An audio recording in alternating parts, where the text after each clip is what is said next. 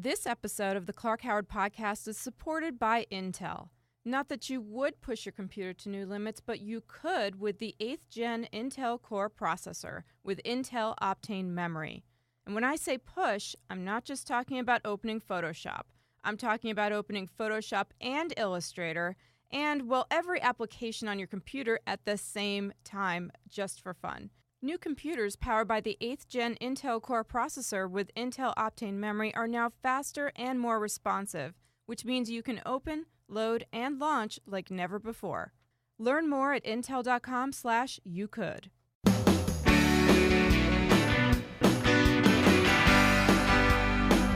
It's great to have you here on the Clark Howard Show, where it's all about you and that wallet of yours. I want you to learn ideas from me so that you can keep more of what you make. Now, that is the mission, is to help you keep more of what you make. And so I have a responsibility to serve you with advice, information, and guidance that gets that done. But there are times that you feel that I don't hit all the points I should, or you feel I'm just wrong. And that's why we have Clark Stinks at Clark.com, where you can go on and post where you feel I've come up short. And then once a week, our producer, Krista, goes through your posts on Clark Stinks and shares highlights with you right here on the air. I should have never encouraged you to speak. You must think I'm pretty stupid. You should be ashamed of yourself. Well, maybe I'm wrong. Maybe I'm wrong. Maybe you're right, pal.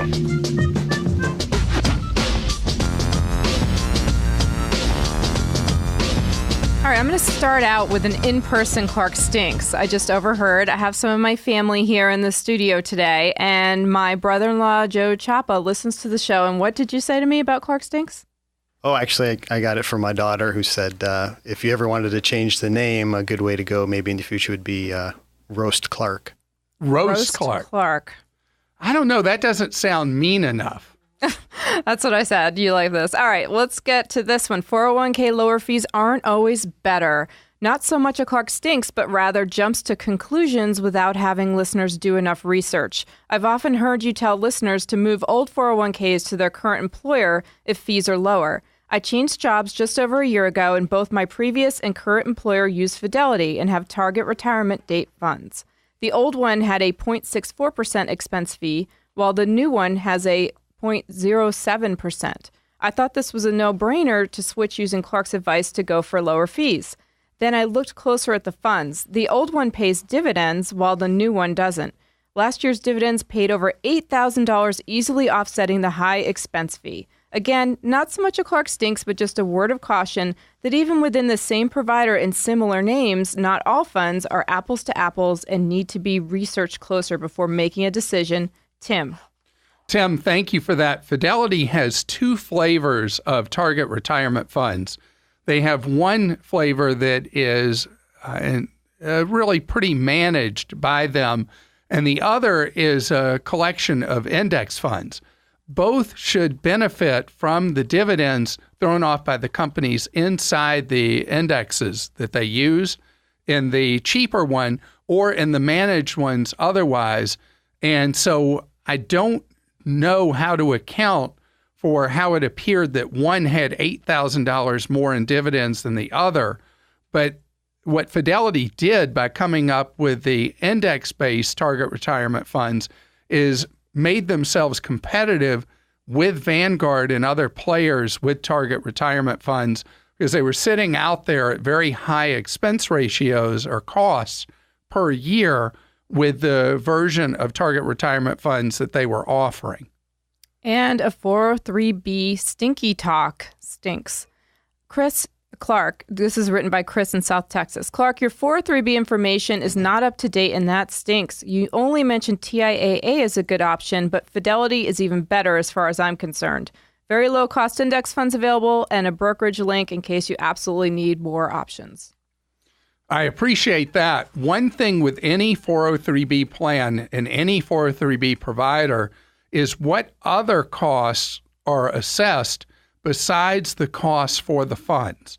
One of the problems with the 403B market, which is targeted towards those who work at nonprofits, teachers, and people who work in hospitals is that 403Bs often will have multiple layers of fees that make them a very, very expensive retirement choice.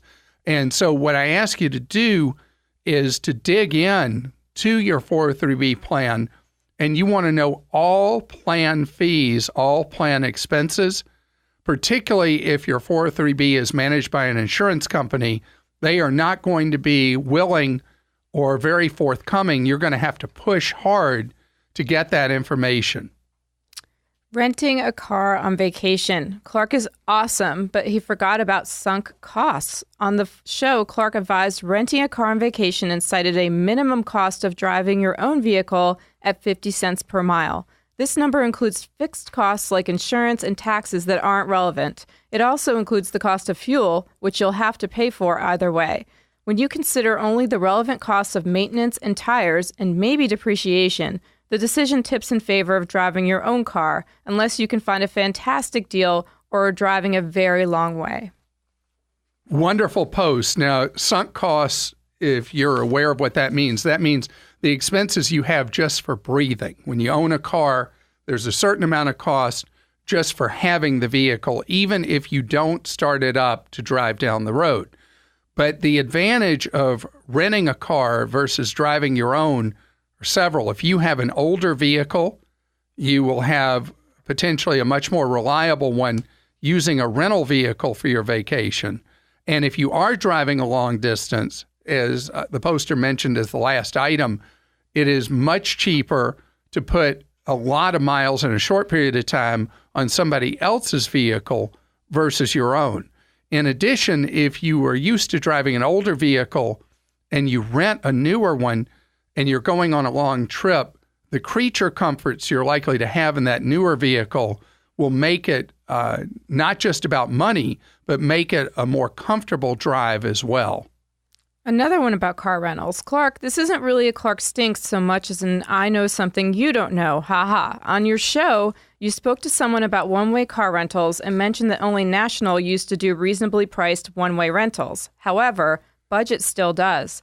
I had to rent a car to drive all the way from Houston, Texas to Ann Arbor, Michigan this past Christmas, and it only cost me $145 for the 4-day rental. I tried renting one with Enterprise before I tried Budget. Enterprise wanted to charge me nearly $1,000 for the exact same terms.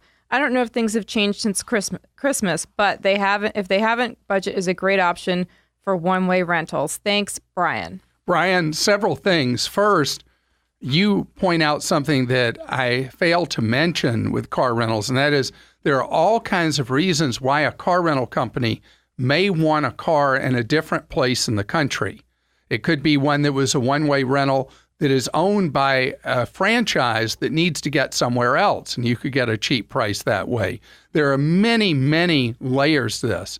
But the thing that I can't get out of my mind, Brian, your relatives in Michigan at Christmas should have come to Texas instead of you going at Christmas time from Texas to Michigan.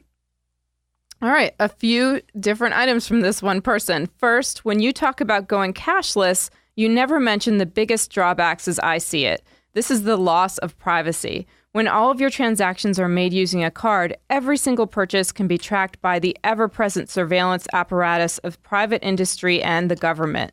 Using cash prevents a lot of those records from being created on us. Second, we all appreciate you, Clark. But just about every caller now wastes precious airtime thanking you for all you do, etc. I think your callers should be coached not to use precious airtime to thank you for all you do. And I just used more airtime reading that. Third, you have a caller recently talking about glowingly about her OBD monitoring service that she pays $10 a month for. She was just a little too helpful and positive about the service. I think she may have been trying to sneak in a commercial message. At least she didn't say the name of the service. Just my opinion. So let me see if I can remember, because those things are all so unrelated. Right. So going cashless and privacy. Well, I was doing it backwards. Oh, sorry, go. So on the person who you felt may be pitching a product, that's something we have to look out for all the time on the show, is when somebody calls supposedly with a question or a comment, and they're actually trying to shill a particular product or service. And so that is something that we all have our radar up about. On the question about speaking to me about, enjoying the show or thanking me or whatever, a lot of times when somebody first goes on the air, they're nervous about going on the air and they need to collect their thoughts before they start speaking. And so exchanging pleasantries is a way to settle down. And the most important thing is that people be calm and are able to share the information they need to with me. And on the first thing, which was, now I forgot. Going cashless. Privacy. So there's a bigger issue with cashless, which I think I addressed in the segment you were mentioning, and that is that when people use plastic or electronic forms of payment, like paying with a smartwatch or their phone or whatever, they tend to spend more money than they do with cash. So you do have the issue of surveillance. You also have the issue of control of spending, but it's no doubt the direction we're headed, where people will pay electronically. And I think how many places now no longer take cash. And that is clearly a trend. A lot of places that are open late, like bars, don't want to take cash because the danger it presents with armed robberies late at night for the closers of a restaurant or bar. And the safety issue is one key reason you're going to see more and more places that serve the public refuse to take cash. Clark, I was listening to you talking about various types of insurance, car, homeowners, etc., on the podcast, and kept waiting for you to mention that renters need to insure their possessions while living in rental housing. Renter's insurance is cheap and can make you whole if your home suffers a catastrophic loss. Friends of mine had lightning strike a tree adjacent to their rented home this week, and they had over $3,000 of home electronics give up the ghost. Thankfully, they have insurance and will be able to replace the TV, Roku, TiVo, etc. When you talk about insurance needs, don't forget that renters have assets inside their home that need protection. Thanks, P.D. Henry. P.D. Henry, you're my hero, because so few people who rent, which is a third of American adults rent, so few of those renters ever consider buying renter's insurance, which is $10 to $20 a month typically, and provides great protection for your possessions. There's so many things that can happen in a rental unit that you think, oh, that's going to be the landlord's responsibility, but it's not. It falls back on you.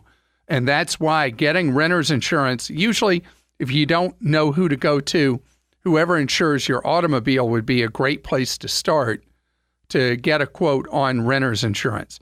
The great thing also for the friends that had that stuff go wrong is they're now able to replace those electronics so much cheaper because prices drop so much on electronics all the time.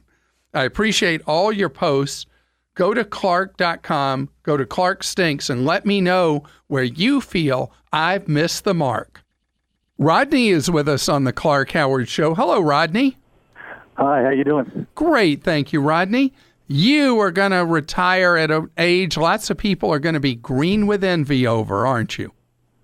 Well, I'm a public school educator, and as far as my state pension, I'll have enough to live pretty much the way I am now, as far as the money I'm going to be getting per month. But the concern is medical insurance as until 65. And so talking to some of my colleagues, of course, a lot of people are working beyond just for the medical insurance, and just wanted to check with you of some options I might not be aware of. So the options have become more limited for what you can do. So how early are you thinking of retiring? What age? 55. All right. So let me just lay out bare facts. Health insurers don't want to insure anybody past about their 50th birthday because as we get older, we have more things that wear out in the body, and we can end up with more medical expenses. And they just don't want to have to deal. So as we're in this never land right now, with Obamacare still existing, but the Republicans wanting to kill it off, we have fewer insurers available for you to buy on the exchange. And so I don't have a clear crystal ball how to predict for you what's going to happen with the individual health insurance market. So are you retiring in the next year, or how soon are you thinking? 5 years. 5 years? Don't worry about it. Okay. Don't worry about it, because, the political dust will settle on the individual health insurance market, I'm guessing, in the next couple of years. Okay. And so I just know a lot of educators as they've tried to retire and they end up coming back to work because of the health insurance situation. Right. And I understand that. It is brutally tough in your 50s and early 60s because, with insurers not wanting to insure anybody past their 50th birthday and Medicare not starting to age 65, there's this 15-year window that has become very, very hard to be able to get health insurance and be able to afford it. So with a 5-year horizon here, I would say it's a question mark that is unresolved at this time, and you just need to let the clock run for a while to see where we end up on how individuals will or won't be able to buy health coverage. Well, it's at least it's a little bit of good news. It sounds like you think the dust will settle in a couple of years for more options. Well, I don't know how the dust will settle.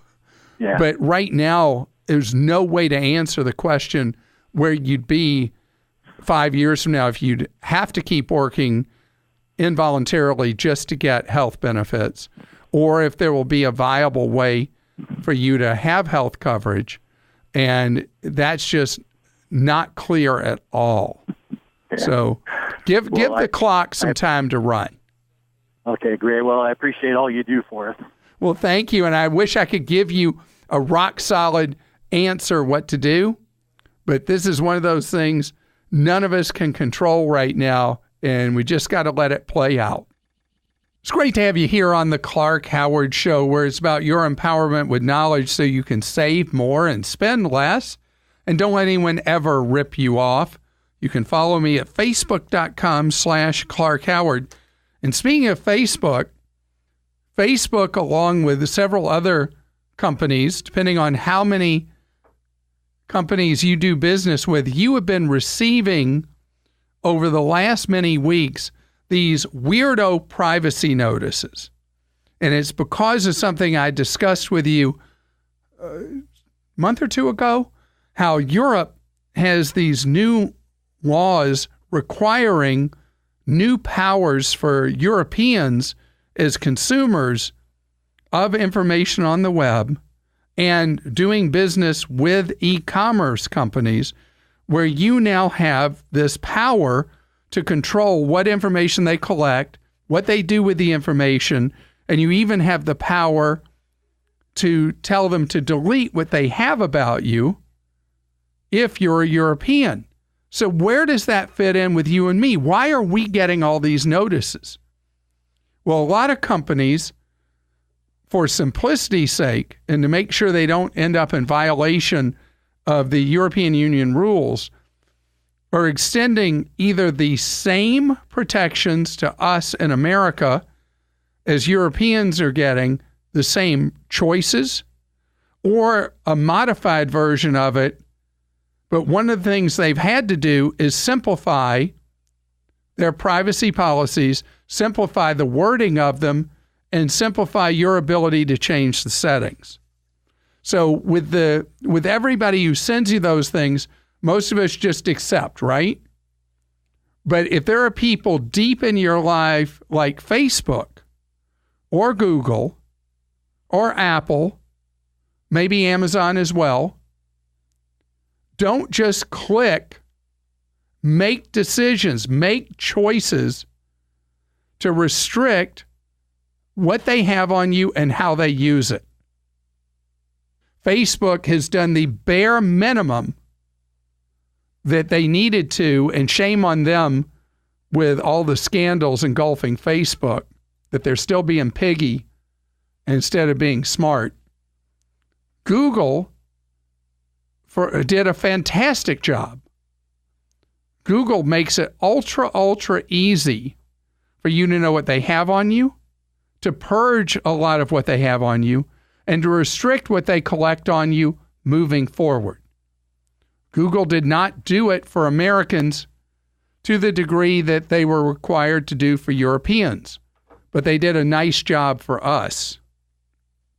Apple, there's not a lot to do for Apple because in a lot of categories, Apple does not collect, although Apple ended up with a little mud on its face. I guess is the expression.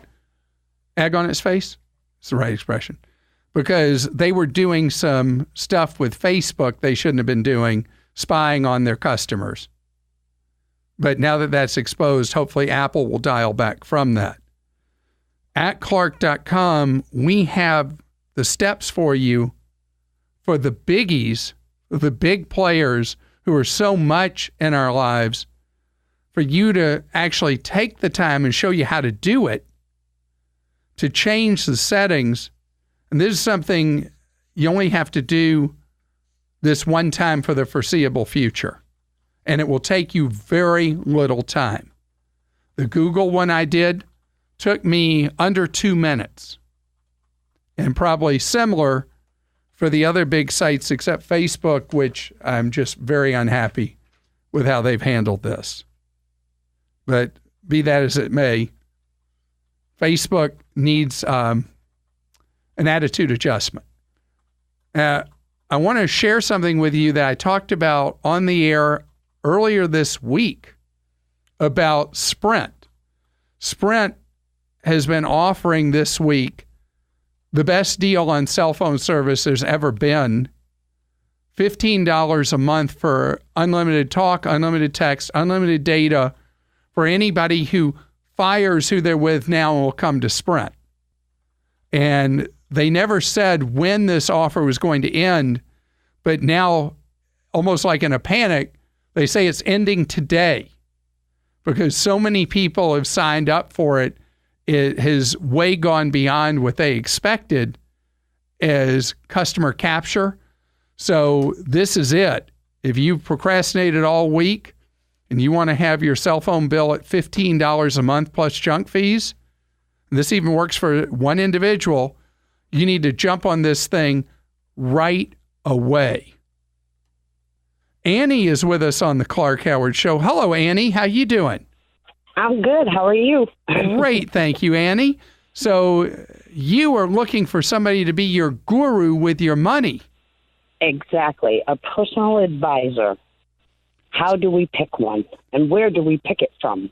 That is a great question, and one that got easier for a while and has now gotten more difficult again because there was a rule marching forward called the fiduciary rule, which is now dead. And the fiduciary rule meant that somebody you hired had to be working in your best interests. So now it's open hunting season on you and me again, with most of the people in financial services that are allowed under the law to tell you whatever they want, even if it's just stuff that makes them money, no matter what harm it brings to you. So it raises the stakes for you to hire somebody who's really there for you. Can I learn a little bit more from you, Annie, about your situation? What are you hoping to accomplish with a financial advisor? Somebody that will tell me where to put my money, what will earn the best, interest, or what will make me the most money, whether it be real estate, annuities, mutual funds, there's so many options. So you want somebody that's going to advise you that's not only, like you said, for their gain. Right. If you go to a bank, the bank will tell you put the money with them because they make money off your money. So how do you know who to trust and who do you go with?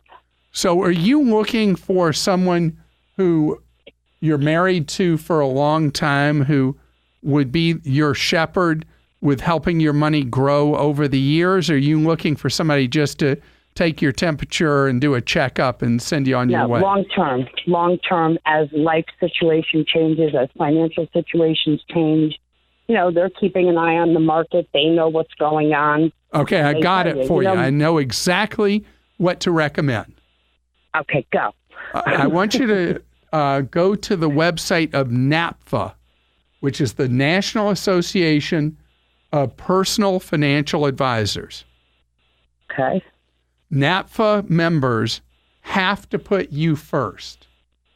Okay. And so what will happen is if you go to napfa.org, you'll put in your zip code, and they'll tell you people that are near you. Okay. And that's only the first step, because even if somebody's putting your interests first, Annie, they may not be somebody you click with. Right. Or they may not really be listening to you or hearing what you're really trying to accomplish or asking the kind of questions you would hope that a professional would ask you. So what I'd like for you to do is get a list of people in your area from NAPFA, and then you call them up and you interview them. And I'd like you to, I know this is going to be a little time consuming, but I'd like you to have a phone call with 5 of them. Okay. And after you talk to the 5 people, you'll know who you want to zero in on and maybe do face-to-face interviews with a couple of them.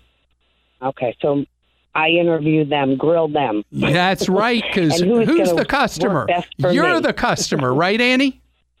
Absolutely. And can I just tell you a side note? Sure. My father loves you, and if he hears this on the air, he's probably blushing because I said it. What's your dad's loves name? Daniel. He thinks you are the greatest thing since peanut butter jelly. Well, you can tell him he's really mistaken, but Daniel, I'm so glad that you are a devoted listener. Okay, well, I will make those calls, and I will start my interview process, and hopefully I'll end up with a great financial advisor. I'm Thank sure you. I'm sure you will doing that process. Best to you. Okay, great. Thank you. Thanks. And Craig is with us on the Clark Howard Show. Hello, Craig. Hey, hello, Clark. I've listened to you for so long, I can't believe I finally got to talk to you. Well, it's great to get to speak to you. I'm sorry we left you on hold for about 90 minutes. Just kidding. Yeah, it felt like it. No, I'm just kidding. Hey, Clark, I wanted to ask you something. I'm 63 years old, going on 64, and kind of struggling with retirement accounts. I have an IRA, a Roth IRA, and a 401k with a present employer. I talked to a lot of advisors and have read several that say just put it all in the target date funds and let it be managed that way. And if it's too complicated to pick individual ones, just do that. But and had one here recently tell me the same thing. But since I'm so close to retirement, maybe 3, 4, 5 years off, I thought, and with interest rates going up, I thought the nearer target date funds were more heavily dated towards bonds, which could be going down here soon if rates go up. Sure, and target date funds are not all created equally. Some of them are doing basically what you just said. They're doing a balanced fund kind of mix, which is usually 60% stocks, 40% bonds. And that's not really thinking it through like a sophisticated target retirement fund does, which would have a variety of investment choices in it, a mix that would be appropriate for someone who is a few years away from retirement. And so if you were looking at a target retirement fund 2020, it's actually really easy with them now to see what they are putting their money in. Mm-hmm. And if you go with one of the big providers of these, the 2 bigs are Fidelity and Vanguard. Yeah. And you look at how they do their target retirement funds, you'd see they're more sophisticated than just doing like a balanced fund mix of stocks and bonds. Good. Well, I'm willing to take on a little more risk, even though, I'm only a few years out, but would it maybe be better to go into like a 2030 target date? That depends on the answer to this question. What are you going to live on when you retire? Social Security and savings. And so no employer-provided pension. No. And the money in these, in the IRA, the Roth, the 401k, that's money you're going to need to live on, at least in part, once you retire? Yes, to a small degree, yes. Okay, because what I don't want you to do, I don't want you to be in a position where you are too aggressive with your retirement money and then have a need to draw on it during a down cycle in investments. So when your goal is to retire like 2021, 2022, going much past the 2020 fund starts amping up the level of risk, and that makes me nervous for you. Okay. So, it's your choice and it's your retirement. And what a lot of times happened 10 years ago when people had too much risk in their funds, and then the bottom fell out of the stock market, people had to delay their retirement for from a few to several years. And I don't want you to take on the level of risk that could happen to you. Okay. So stick with the 2020, or just don't do it at all, or get more. Or you could compromise. You could compromise. You could do 2020 for some of your money and 2025 for other parts of your money, since your retirement period is going to be sometime between 2020 and 2025. Oh, okay. That's a good idea. Great. Thanks. And that would mix up the level of risk and maybe get you to a more ideal profile. So that would potentially work as well. And just till the years you retire, slap as much money aside in savings and investment as you possibly can. It's time for Ask Clark. That's where you post a question for me at clark.com. And then producer Joel asks it for you. And Joel, what you got? Clark, Steve wants to know, can you get a free credit report or credit score if your credit is frozen? Well, there's a lot of answers to that question that I would have liked to answer easily. So let me start with the procedures I would go through. If your credit's frozen, you may still have access at least to your score for free from any of a number of credit cards that you may have.